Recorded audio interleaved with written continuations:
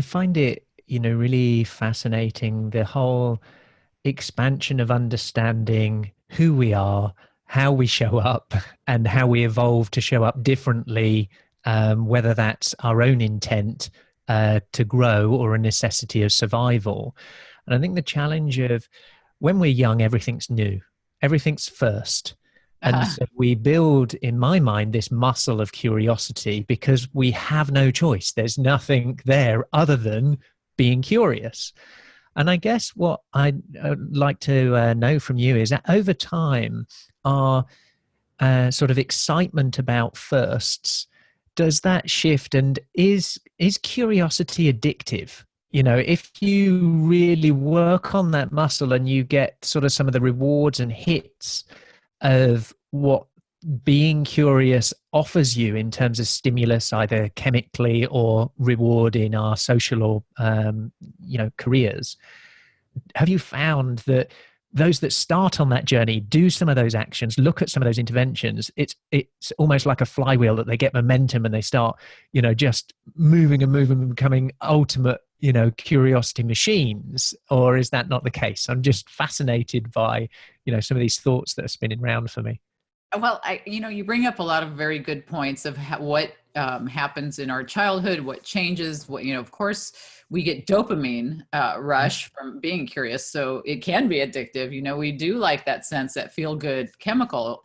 I think that there's some really interesting research on what happens to curiosity around like certain time frames in your life. For example, it's tied in very much to what we see with creativity. And anybody who's seen the Sir Ken Robinson TED Talk or George Land's TED Talk, both of them are looking more at creativity, but the timelines of what they saw of how we start off this really high level and then we hit about age 5 and then we decline drastically in our curiosity and our creativity.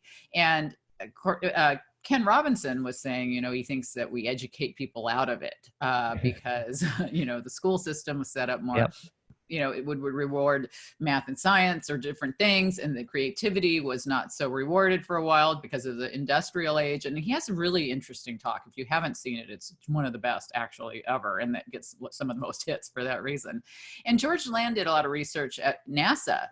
And he took a look at how we are at like age 5, 98% were creative geniuses. And by the time you're 31, so 2%, or I think those are the numbers, but it's something really dramatic. Yeah. Yeah. And I think that a lot of those are environmental impact. A lot of it can be because, you go to school, you have teachers who have to teach to the test. They can't really be there to answer every single question. If you're interested in this, but everybody else is going this way, you get kind of left behind to some extent.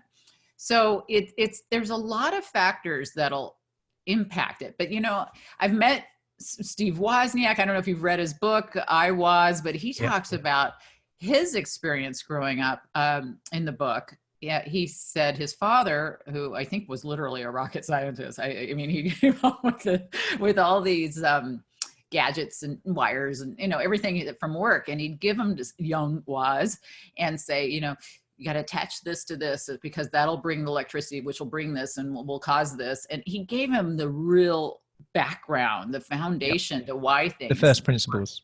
right, and that really ignited his sense of curiosity.